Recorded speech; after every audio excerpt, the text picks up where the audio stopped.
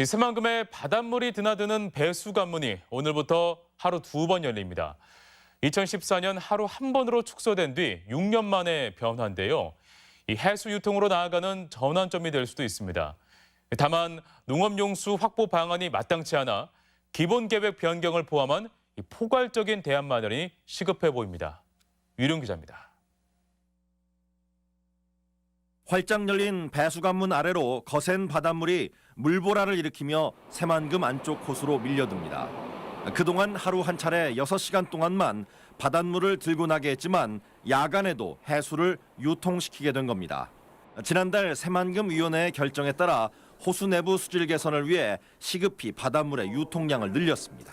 썰물 타임에 3시간 정도 방류를 하고 다시 들물에 약 3시간 정도 다시 밀어 넣어줘서 조금 오염된 수를 다시 희석을 시켜서 2014년 어선이 배수관문으로 빨려 들어가 뒤집히는 사고가 난 뒤 6년여 만에 원래대로 되돌아간 것.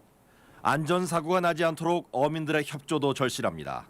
환경단체는 전면적인 해수 유통에 물꼬가 트였다며 광범위한 수질 개선을 위한 배수관문 추가 설치 등을 요구할 계획입니다. 잠수화로는 수질 개선이 불가능하다라고 하는 것들을 정부가 인정했다라고 생각을 합니다. 그래서 이번 개방을 통해서 추가적인 해수유통 확대로 나아갔으면 좋겠습니다.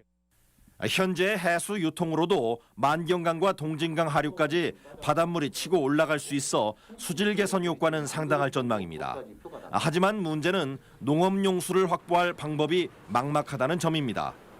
농어촌공사는 금강호나 용담댐 등 유역 외에서 물을 끌어오거나 만경강, 동진강 등 유역 내에서 확보하는 방안, 그리고 농경지 내에 저수지를 조성하는 방안 등을 놓고 고민 중에 있습니다. 경제성도 아주 중요한 거고요. 환경적인 문제도 모든 걸 다 고려하고 국가적인 사회적인 어떤 국민적인 공감대도 형성할 수 있는.